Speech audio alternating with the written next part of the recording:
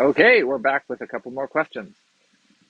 First, we have Samil. Samil asks, where did I get the Kilij? The Kilij featured in many of my videos is from Peserey Handicrafts. If you need something that is from the Caucasus region, if you need a Circassian shashka, if you need a well-made Ottoman sword, if you need an affordable but historically accurate shamshir, please visit Hammett at Peserey Handicraft. His blades are really nice, nice Karbella, nice Mamluk swords. He's expanding his repertoire every day, and he has some shorter swords like Kama, Kujal, things like that as well. Next up, we have a question talking about the new LK Chen Shuangshuo Jin, so the two-handed Jin. Uh, Ifafe 4972 asks, I didn't know that they were a thing. I thought the Danda were the main longsword style weapon in China. It seems like the two-handed Jin were also used during the Ming and Qing. I'm wondering what type of warrior soldier would have used these. So we have two-handed Jin all the way back to even before the unification under the Qin, so more than 2,000 years ago. How frequently these were used throughout China's military is a bit of a question. I'm probably going to have to defer this to my buddy, the Scholar General, so perhaps he'll see this and can weigh in on the comment section. We don't really have much information on their use. We have one manual during the Ming in showing their use, so we know of at least one um, recorded record of their instruction during the Ming, but we basically don't have any consistent uh, details for instruction for how they were used after that. Now we have surviving examples from the Qing, but they're all pretty different. So if you find one or two or three and you line them all up, they don't follow a set pattern in the same way that the big military dandao, the big two-handed sabers do. So if you have sabers from the Green Standard Army and you put them together, there's some variation, but they usually fall into one of a couple different patterns. The Ming two-handed Jian really don't. They all seem to be very wildly different from one another. Sometimes you have big, heavy, choppy militia-style Jian. Others are really nice, delicate, and they're just like a well-made gentleman's Jian, but much longer and scaled up. So we don't know that much about them yet. They do seem to be quite big. Were they a weapon for a type of specialized military troop, military unit? Possibly, but I haven't seen enough evidence for that either in artwork or in written sources to indicate that that was a kind of consistent thing during the Ming. Okay, and then finally we have another comment by our good friend Picardo Montalban. So he asks, um, out of all the Jian that LK Chen has sent you, which would be your top two or three in terms of your personal preference for handling and cutting? Also aesthetics, but more in the handling characteristics. And he suggests that perhaps the Wudang or Gale Wind would be his favorite, but he wants to know my opinion. So this is a question that I frequently get because, yes, I have handled not quite all of the LK Chen Gen, so I still haven't handled. There are two designs from the Han Dynasty that are kind of unusual. They have guards on their grip. So there's one that has a shell guard and one that has a knuckle guard. And those I haven't had the chance to test yet. They're kind of interesting because usually you think of asymmetrical hilts as being on asymmetric blades like a doll, but they're double-sided blades. But I think that at this point I've had the chance to play with just about every other design, and so it's very frequent that I get the question, "Oh, of all the gem that LK Chen makes, what's your favorite?" And very difficult for me to play favorites. It's like choosing my favorite child. So he's asking for my top two or three. I could probably give you top five. And this is very much going to be what is my favorite. Do not take this as the empirical what is best or what is worst. So, for instance, I'll give you an example. One of the swords that I have handled and I've talked about, and I think it's a fine sword, but it really doesn't suit me at all, is the Grand Marshal, which is this beautiful, extravagant um, Ming era sword.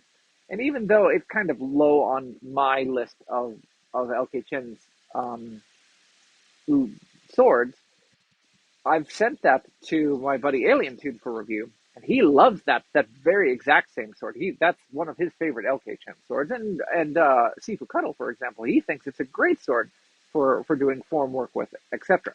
So this is very much a me thing, not the sword thing. So this is, you asked for my personal opinions. I will be happy to give you my personal opinions as far as handling is concerned. So two things to keep in mind. One, if you are interested in practicing Taolu or modern sword form, Tai Chi Jian, etc., Sansai, what have you, you want to get a modern Jian. So that's talking about a Ming or later period Jian, because LKChen makes beautiful swords that are early period. We have Warring States period, Han Dynasty, a couple of swords from the Sui Dynasty or Jin Dynasty. We don't have anything from the Sui or Tang as far as Jin are concerned, just because we don't have any of those finds yet that I'm aware of. But that's what you're going to want to concentrate on. So think about that first. And those swords will handle quite a bit differently than the early period swords. So again, I might not um, think that the Soaring Sky handles particularly well, but it's a perfectly good sword, but it handles very differently than all of the later period swords. So my top five list for really, really cool handling and cutting, Jen. Uh, Definitely the Gale Wind. I almost always recommend that to people who are into it. It's a very affordable sword. It's very representative of a Ming style gen that's got no business. Just goes to work. I love the nice flat leaf shaped guard. It's got a nut construction, so if you're working with it a lot, you can tighten it up, make sure it doesn't get loose. It just lasers through targets.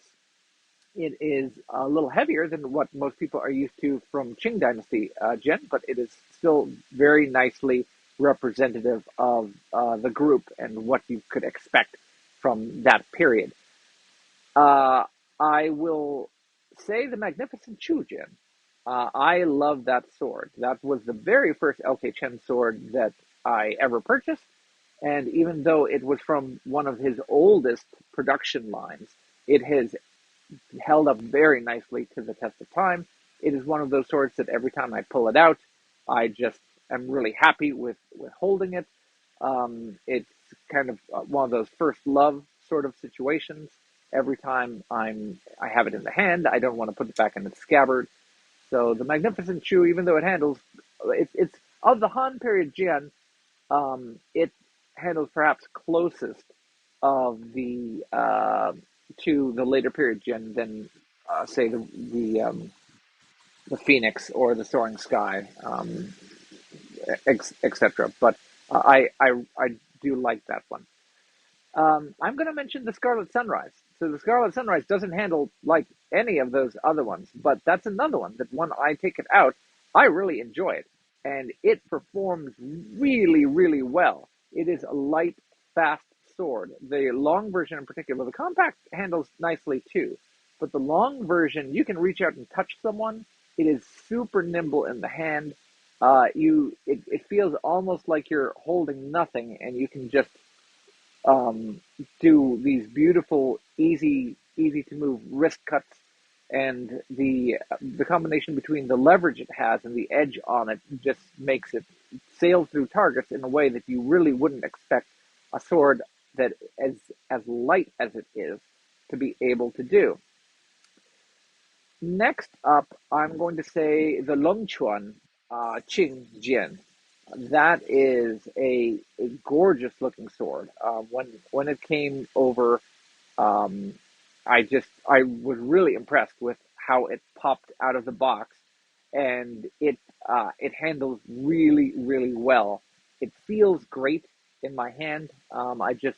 I feel like I'm just transported, to the like late 18th century every time I pick it up, and I that more than any other of the gin, I think that one makes me want to formally train in a type of Chinese sword art and actually study under some of my buddies, enroll in the Great River Taoist Center's courses or the like.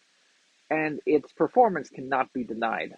If you've seen any of my other videos, you'll know that it outperforms and outcuts many swords that are twice as heavy than it in the type of targets it's able to sail through. It just goes through targets with, like a breeze, even though it's not even 800 grams in weight. It's a very light sword. It's lighter than many European military sabers, and yet it can just sail effortlessly through targets, even heavy targets. I cut the heaviest type of targets that I personally cut.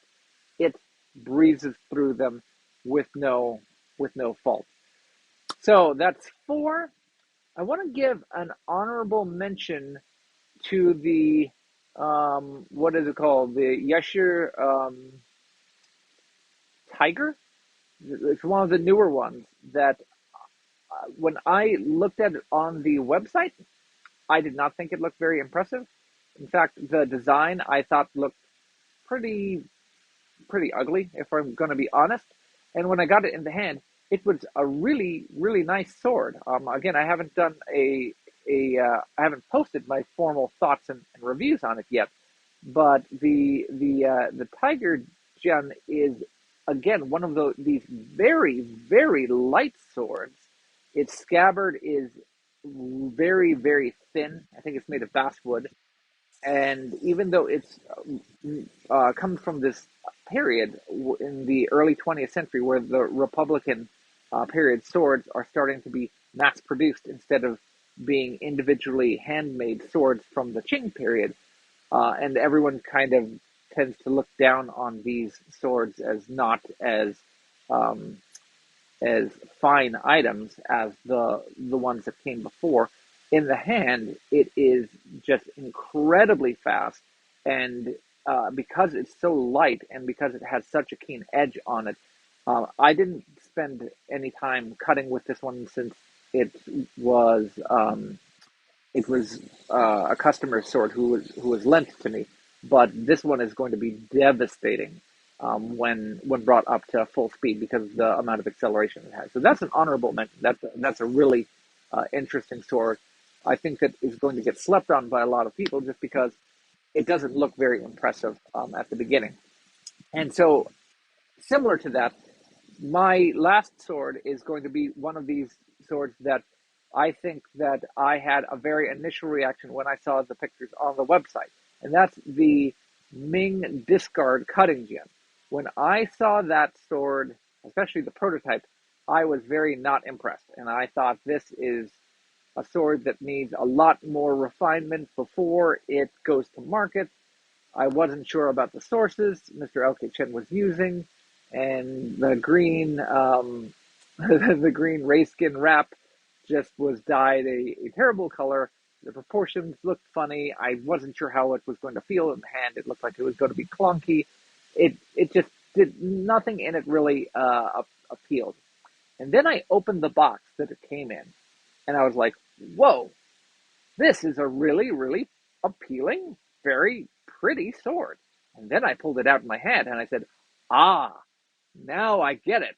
This sword handles great in the hand." And it is wonderful. There's probably one or two shorts that I posted of myself cutting. I think I'm cutting with it in the snow. And it handles differently. It's a Ming style sword, and it's got a hosho like a hosho pan, so a discard much like a Dao would have, which we do see on Jian, especially during the Ming Dynasty. and it is there's no denying its ability to cut. It's got a round tip, so a duck tongue style tip, which can be used for thrusting, but it also allows you to be able to cut all the way out at the end of the blade. And so this is going to put it up with among the top of any of the cutting Jian as far as just raw cutting power is concerned. And it's a lot of fun. It's a sword that again you might initially overlook, but it's just a real treat once you get used to it. It doesn't handle like most people are used to Jun handling, especially if you're used to working with Qing era Jin. But if you're at all interested in seeing what a military, Jun from the Ming uh, was like, someone who had a shield, a helmet, and a big heavy Jen at their side, what it may have been like. This is a sword that could have been used interchangeably with a pei dao, with a dao to go and really crack some heads, and it's a lot of fun, and it's still nimble. You still can use it nimbly as well, despite its otherwise the power that the sword can generate. So I hope that was useful to someone. It's always fun to talk about these swords. LKChen continues to impress with their lineup. I look forward to their two-handed Jen. Hopefully we'll be able to measure that sometime in the not too distant future. Until that time, we will see you guys later. Take care.